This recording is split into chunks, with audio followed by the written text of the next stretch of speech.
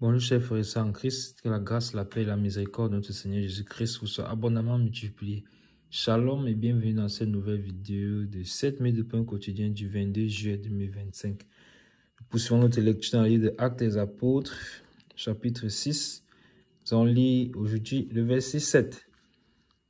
Donc, qu'avons-nous vu dans la vidéo précédente, ou bien les vidéos précédentes peut être plus précis puisque du verset 1 au verset 6, il était question des apôtres qui installaient ou bien avaient institué des serviteurs, des disciples pour s'occuper de la distribution du pain. Et donc, aujourd'hui, nous allons voir un autre chapitre qui commence. Nous avions vu que, quand je dis chapitre, je veux dire un autre thème. Car nous avions vu que si parmi les 7 personnes qui avaient été proposées par les disciples, que les apôtres, sur lesquels les apôtres, après avoir prié, ont imposé les mains, il y avait qui? Il y avait Étienne. Et la précision nous avait été donnée par le Saint-Esprit au verset 5 que c'était un homme plein de foi et de Saint-Esprit. Et nous avions donc vu que nous, en tant que chrétiens, nous devons avoir un bon témoignage. Nous ne devons pas nous satisfaire d'être chrétien, oui, je suis chrétien, je suis chrétien. Non, nous devons être disciples du Seigneur, c'est-à-dire suivre véritablement le Seigneur.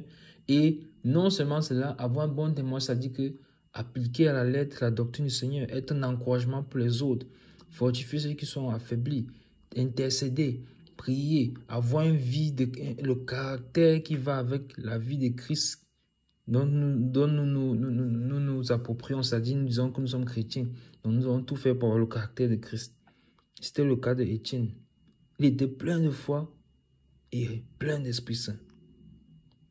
Et donc, ici, à partir du verset 7, on va maintenant mettre l'emphase sur lui. C'est pour ça que le Saint-Esprit avait fait la précision sur lui. Et parce qu'il était donc ainsi, il était donc rempli du Saint-Esprit et plein de foi, le Seigneur va l'utiliser. Le Saint-Esprit va l'utiliser pour sa gloire. Donc, c'est à cela qu'on doit aspirer.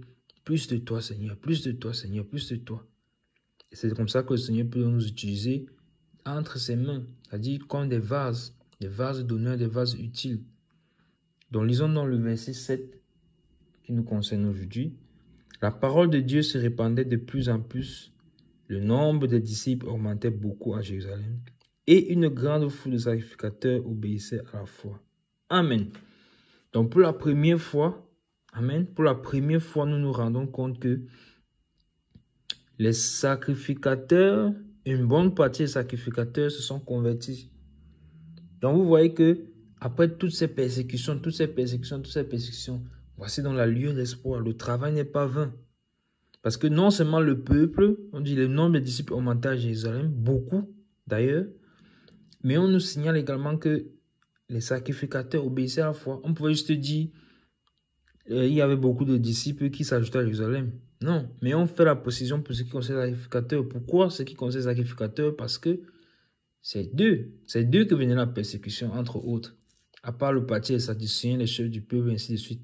Et les sacrificateurs également persécutaient les apôtres. Et vous voyez donc que les disciples, les apôtres du Seigneur qui passaient le temps à monter au temple, malgré les instructions, malgré les blessures, malgré les fouets, le travail n'a pas été vain. Voilà pourquoi nous ne devons pas nous décourager. Voilà pourquoi nous ne devons pas nous décourager et continuer à persister et persévérer, même lorsque nous sommes dans les épreuves. Même lorsque nous sommes dans les épreuves. Donc, parce que imaginez que les apôtres, que c'était désister. Ah non, la vie chrétienne, c'est la souffrance. Comment le Seigneur nous a laissés comme ça et on passe le temps à nous fouetter, à nous envoyer en prison, à nous interroger. Mieux on retourne à nos vies d'avant. Vous voyez que toutes ces personnes qui sont sauvées à Jérusalem, là, y compris les sacrificateurs, ne seraient pas parvenus au salut. Vous voyez? Ne seraient pas parvenus au salut. Donc, il nous faut demeurer ferme. Implorer le Seigneur comme les apôtres l'ont fait. Seigneur, c'est difficile. Seigneur, il y a la persécution, mais donne-moi la force. Et tends ta main qui se fasse des prodiges et des miracles et que je puisse annoncer ta parole avec pleine assurance. Avec pleine assurance. Donc, la parole de Dieu se répandait. La parole de Dieu se répandait. La parole de Dieu se répandait. La parole de Dieu se répandait. Elle se répand. Comment c'était répandu? Au travers de la bouche des disciples, au travers de la bouche des apôtres. Voilà comment la parole de Dieu se répand. Et la parole de Dieu dit que la foi vient de ce qu'on entend. Et ce qu'on entend vient de la parole de Dieu. Donc pour que on puisse entendre, pour que les personnes puissent entendre, pour que les non-croyants puissent entendre, pour que ces sacrificateurs puissent entendre, il faut, ou il a fallu que quelqu'un ouvre la bouche et parle. Mais parle quoi? Il parle la parole, il proclame la parole de vie, il proclame les oracles de Dieu, les oracles du Seigneur, parce que la foi vient de ce qu'on entend, et ce qu'on entend vient de la parole de Dieu. Donc il fallait qu'ils ouvrent la bouche et proclament la parole de Dieu. Voilà donc comment elle se répand, elle arrive dans les oreilles, elle pénètre le cœur, les oreilles du cœur, elle pénètre, et la semence est maintenant placée. Et une fois que la semence est placée, Dieu qui est souverain sait comment la faire croître. Et voici dans les sacrificateurs qui sont toujours en train d'obéir à la foi. Ils ont compris que on était sous l'ancienne alliance. Ils ont compris que désormais, les sacrifices des animaux ne peuvent nous rendre purs. Que le sacrifice ultime a déjà été accompli par Jésus-Christ. Que malheureusement, dans l'aveuglement, nous avons crucifié.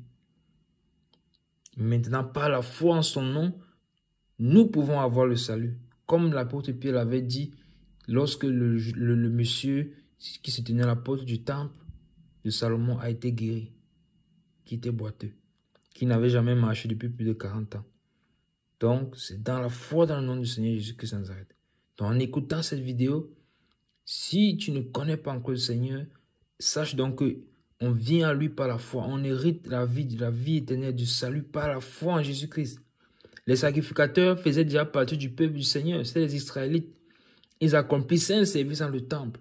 Mais tant qu'ils restaient dans ce service-là, ils passaient à côté du salut, ils passaient à côté de la foi. Pourquoi? Parce que l'ère avait changé. Le temps avait changé. Pourtant, ils étaient en train d'accomplir des prescriptions que Dieu a données. Mais sauf que l'ère avait changé. Donc, ne passons pas à côté du changement de notre ère. Nous devons être à même de savoir quel est le changement qui s'opère pendant que nous sommes sur la terre. Et donc, Jésus-Christ, en venant sur la terre, en venant mourir et après être ressuscité, a établi maintenant une nouvelle ère. C'est l'ère de la grâce. Donc, la grâce de Dieu, source de salut, a été manifestée pour tous les hommes.